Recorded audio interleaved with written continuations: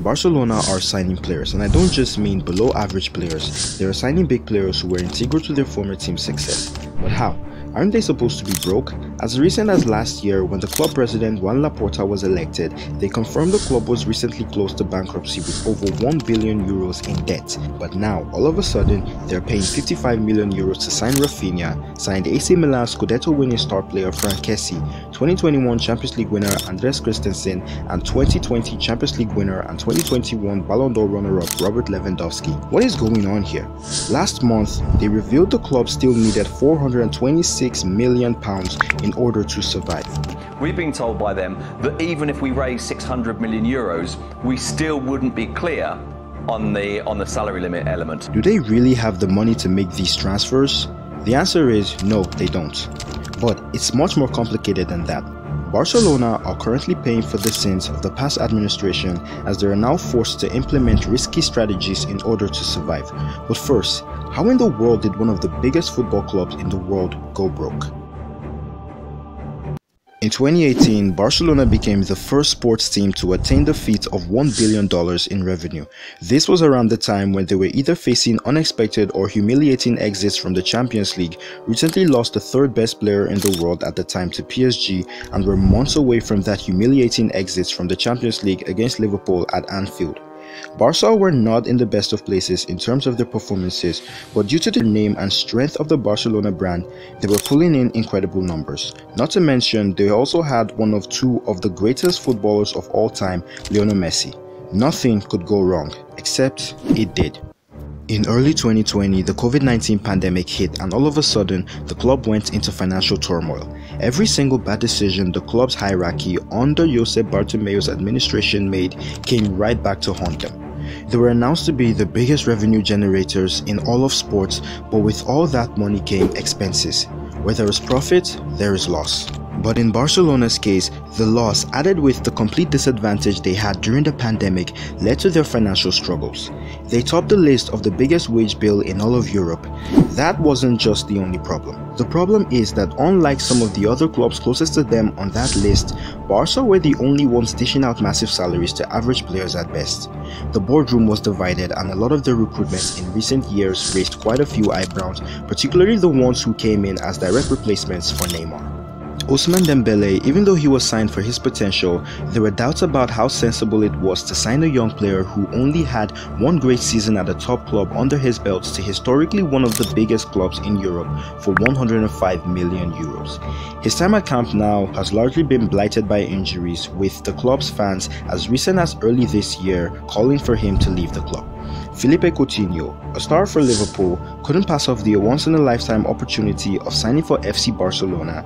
He didn't fit in the system tactically because Messi was always in the areas he usually operated in.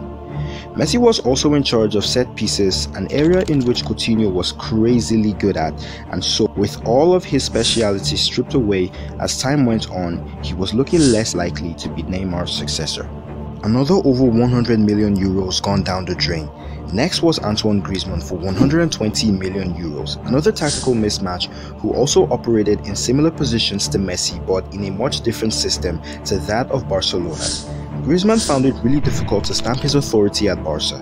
He didn't have the best of relationships with Lionel Messi at the start over the fact that he was supposed to arrive 1 year earlier, but he refused signing a new contract with Atletico Madrid, and then decided 1 year after that he was going to come around the time Messi was actively pushing to sign Neymar back into the club. Griezmann didn't really live up to his price tag, as he was only able to score 35 goals in 102 appearances for the club. The problem with all of these signings were all but the player's fault. Neymar's transfer broke the transfer market. Clubs knew Barcelona had money, so they charged big for any of their players they wanted to sign, and so transfer fees became inflated. Barca were in a terrible place in 2020, and their sporting performances did not also help matters. It was around this pandemic time that the team lost H2 to Bayern Munich in the most humiliating way imaginable.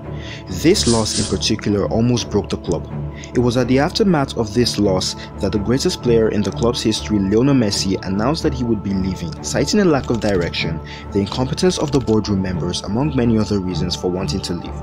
Messi and Bartomeu has not had the best of relationships in In fact, there are very few people Messi hates as much as he hates Bartomeu. The internal divide between board members and the blatant horrible sporting and financial decisions that came out of that administration did not only cause a feeling of dissatisfaction amongst the fans, even the players too were concerned. One of them was Lionel Messi. Now, nobody knows the extent of Messi's involvement in boardroom politics, but it's safe to say that he does have plenty of influence behind the scenes.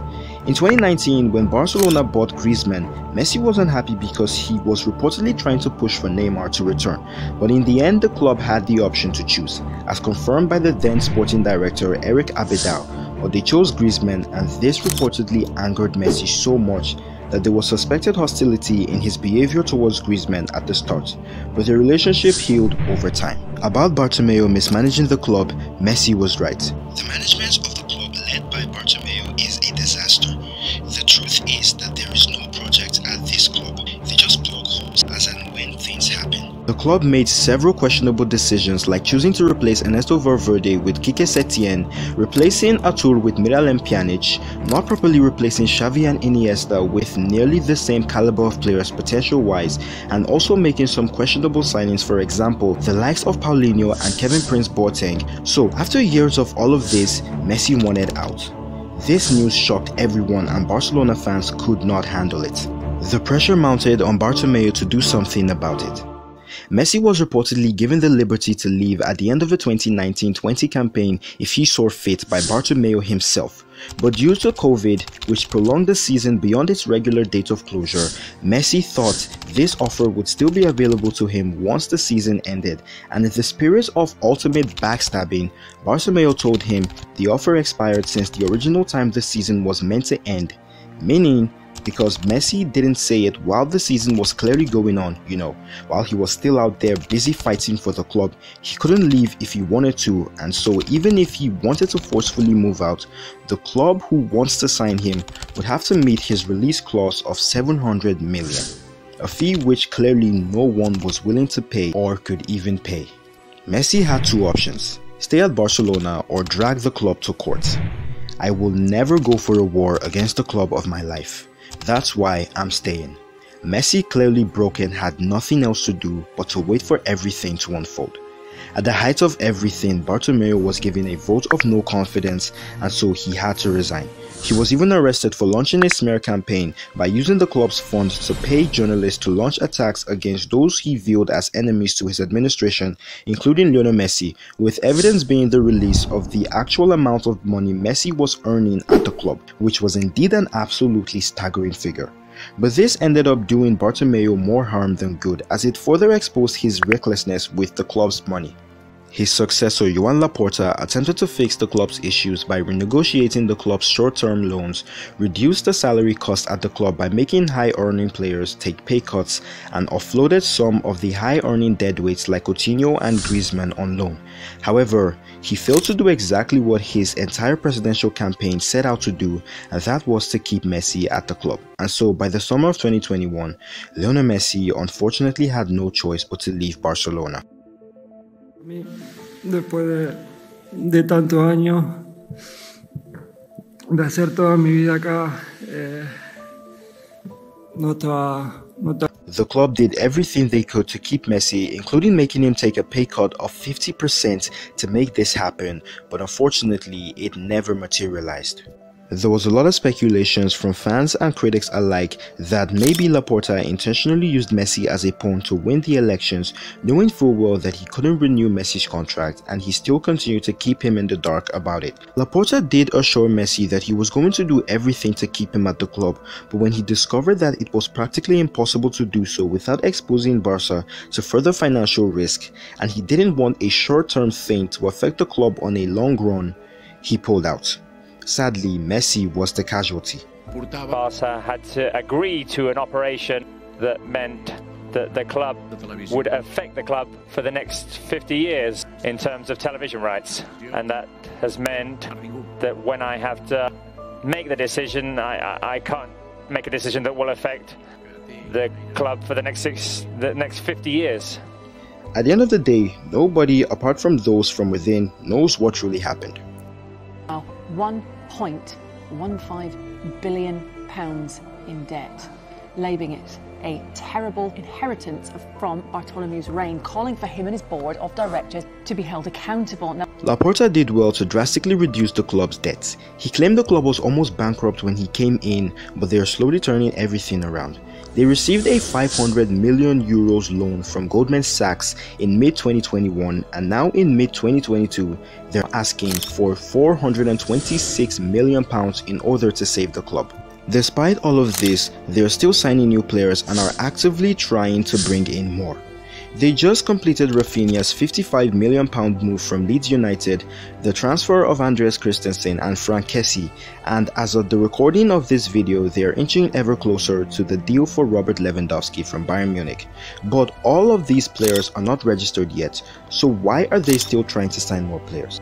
We've been told by them that even if we raise 600 million euros, we still wouldn't be clear on the salary limit element. So we still would have those difficulties in terms of registering players. Which they recently completed a big money sponsorship deal with Spotify and are trying to sell midfielder Frankie de Jong to Manchester United against his will, if I'm being honest. They are reportedly going to ask senior players to once again take yet another pay cut in order to complete the registration of the new signings. It means one very simple thing.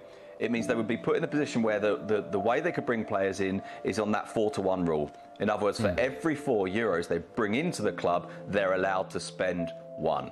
They're still actively looking to offload the likes of Neto and Miralem Pjanic, and they just recently sold 10% of their 25-year TV rights and are also looking to sell nearly 50% of Barca Studios' Barcelona licensing and merchandise. Per each 10% of the sale earn 200 million euros.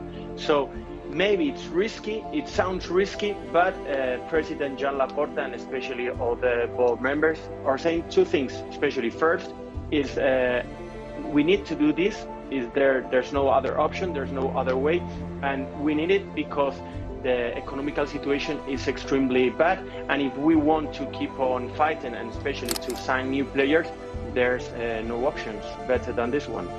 The thing is, since they don't have Lionel Messi and the cash he helps generate to ease some of the expenses, they now have to focus on using Barcelona as a brand in order to make money and sustain the club.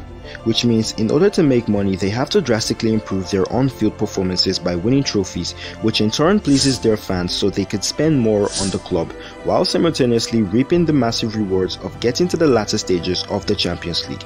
So you can understand why they are desperately trying to improve squad quality. But with all these risks involved, there could be massive consequences if all of their planning goes to waste, with some even fearing their entire existence is at stake. And so that is why, as some are happy about the announcement of new signings, some are understandably still worried about the club's current financial situation, which would undoubtedly heal over time provided they can jump the obstacles that's presently in front of them.